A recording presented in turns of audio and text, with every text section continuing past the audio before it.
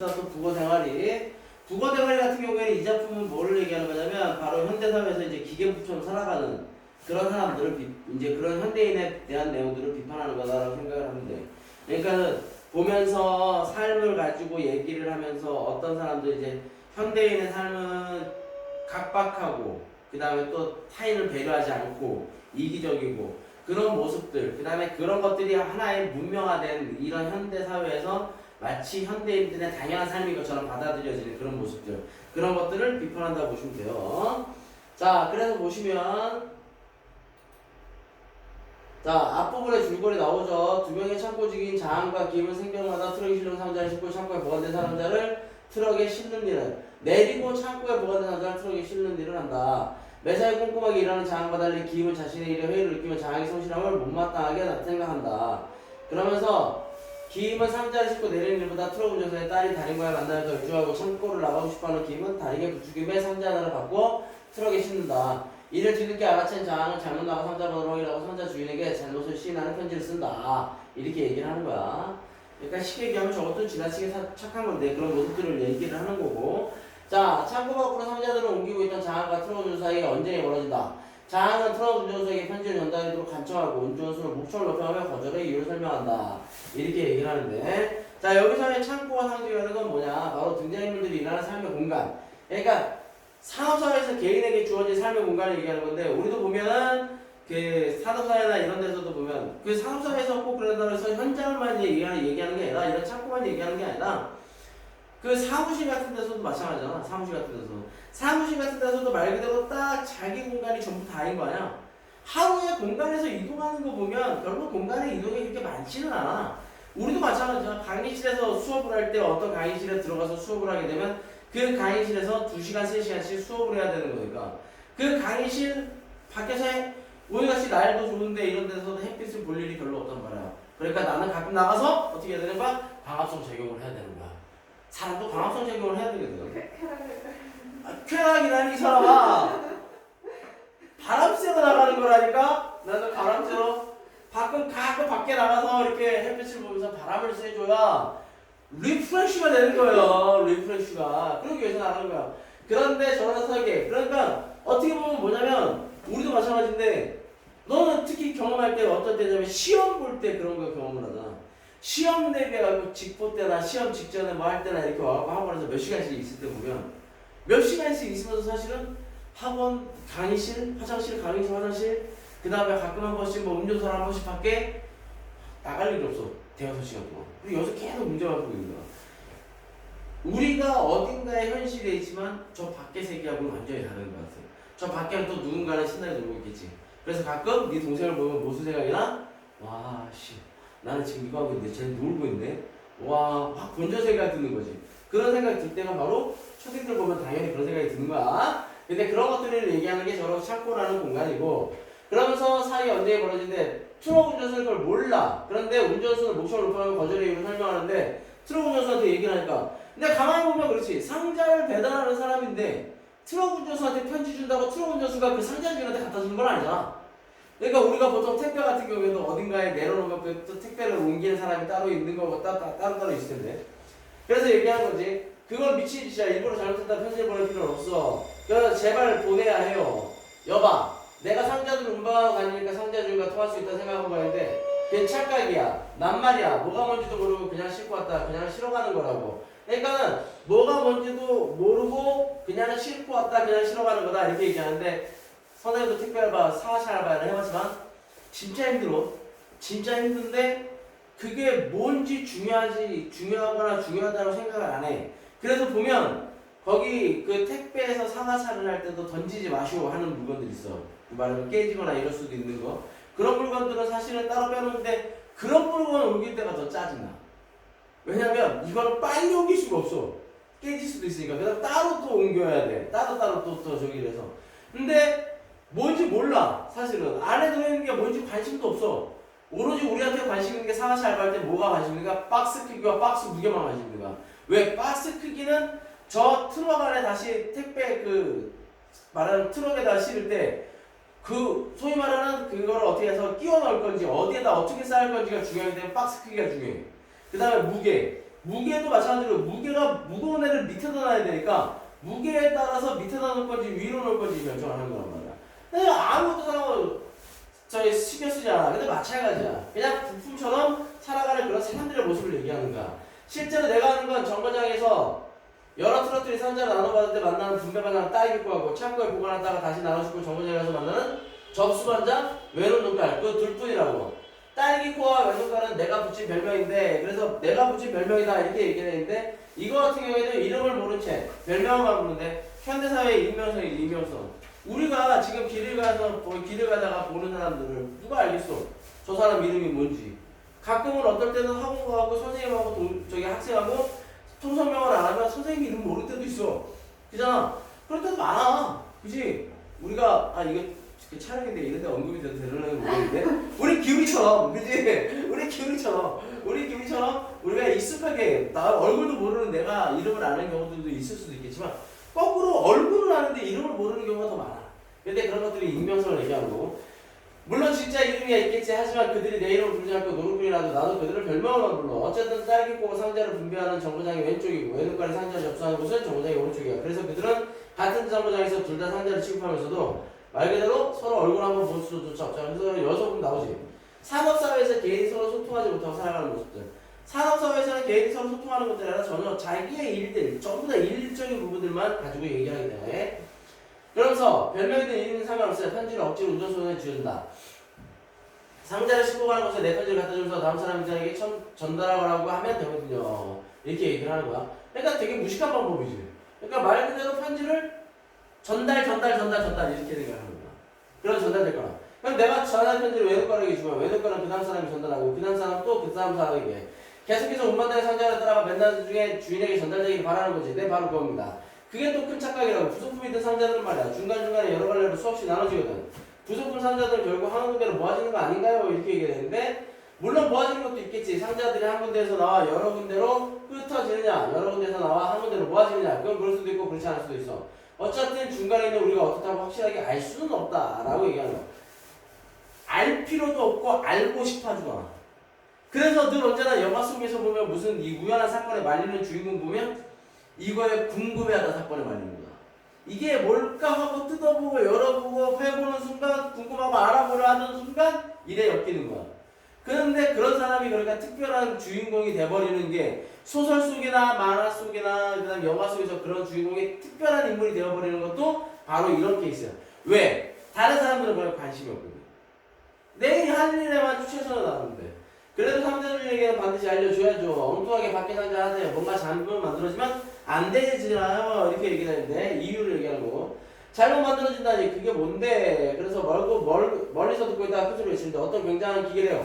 이 세상 모든 사람들을 즐겁게 신비하게 해주는 기계죠. 이렇게 얘기해. 딸이지.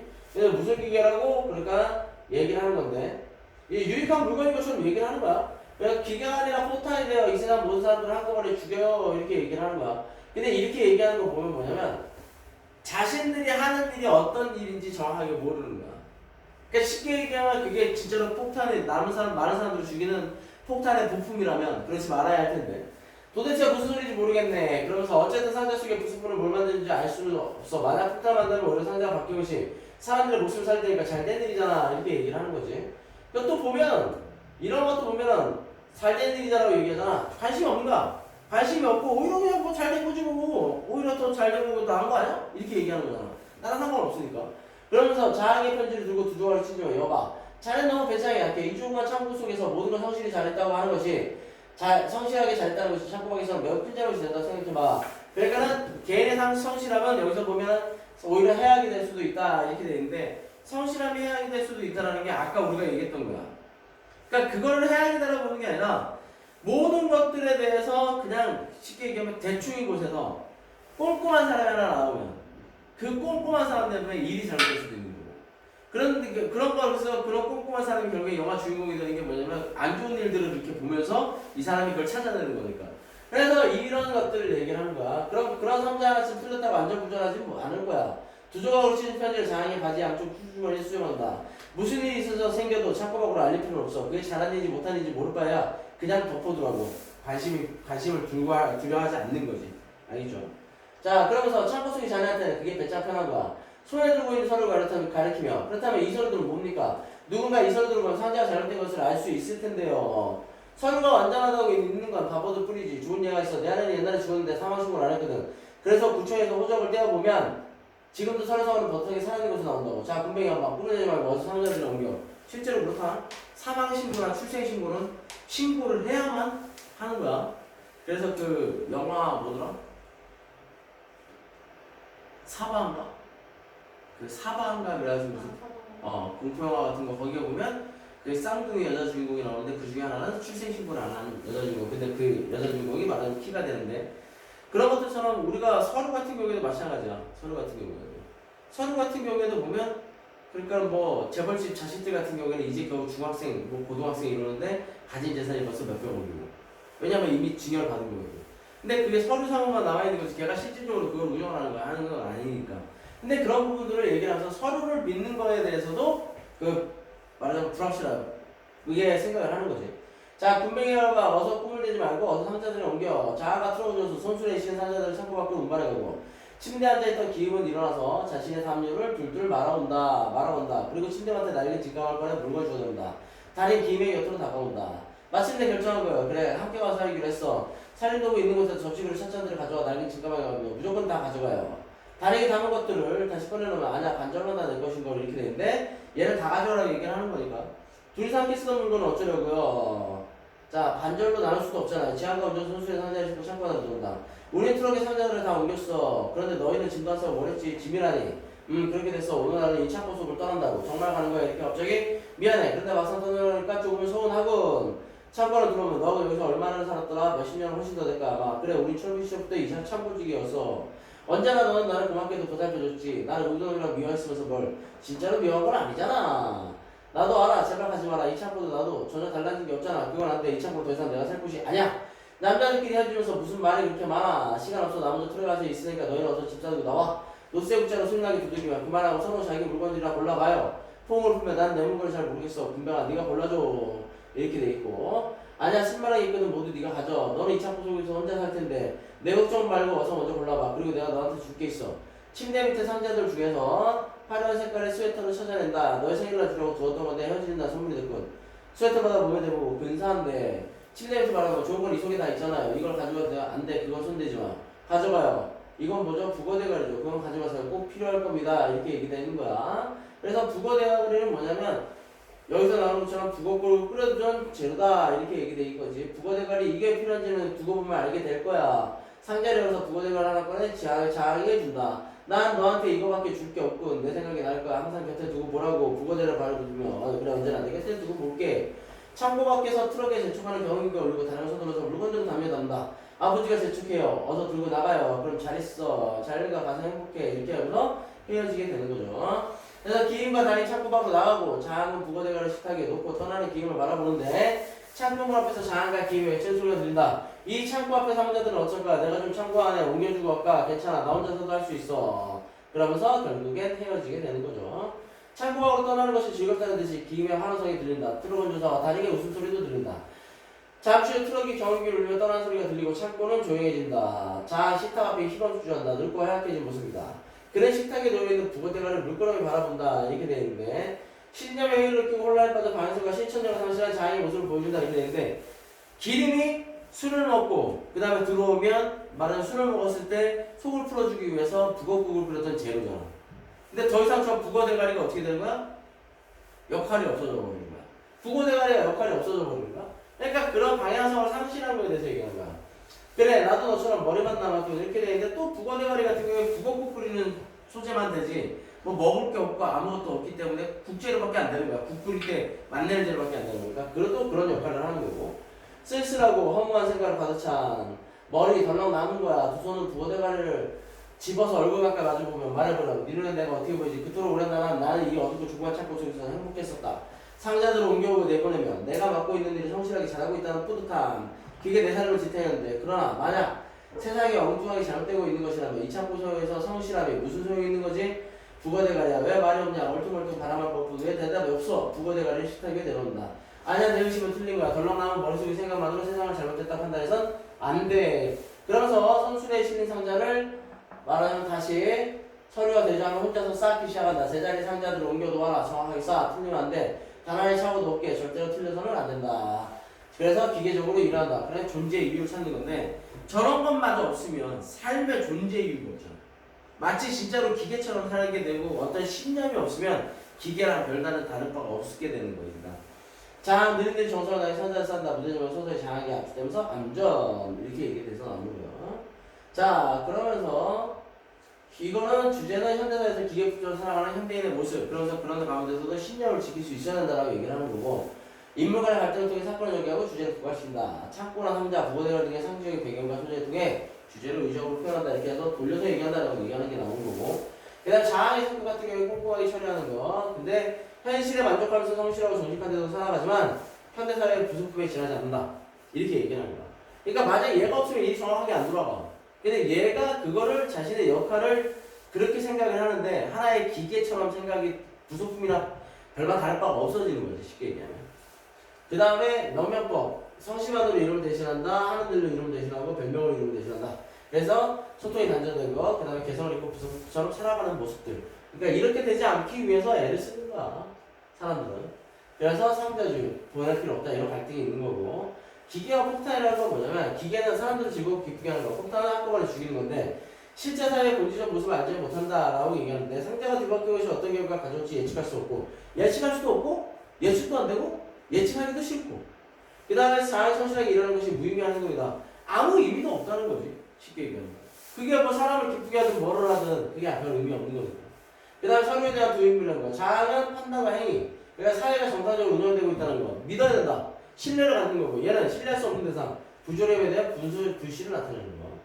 그 다음에 기인의 선택은 막연한 동경. 그래서 결심을 하는 거고 운전소통이 창고 밖의 삶도 희망적이지만은 안음을 알 수가 있게 되는 거고. 그 다음에 자한과 기임의 우정 어떤 경우에 부거를 해가지고 기임은 그동안 고마움 장을 걱정하고 영범의 이별 아쉬워하고 함께 지낸 시간 동안 우정을 쌓았다. 뭐 그렇게 하면 되고 부거대가리가 제일 중요한 게 부거대가리가. 그죠? 그래서 몸뚱이 상실하고 머리만 나왔다. 실천력과 방향성이 없고 쓸쓸하고 험한 생각. 그래서 가치관의 혼란이 겪는 현대인의 모습을 얘기하는 게 바로 이 부거대가리가 됩니다. 그래서 옳다는 믿음으로 그러니까 맡은 일을 성실히 한다는 게 옳다는 믿음으로 창고 안에 살면 만족하는데 자신의 신념 같아도 헛된 것일 수도 있다는 회의를 느끼는 거야.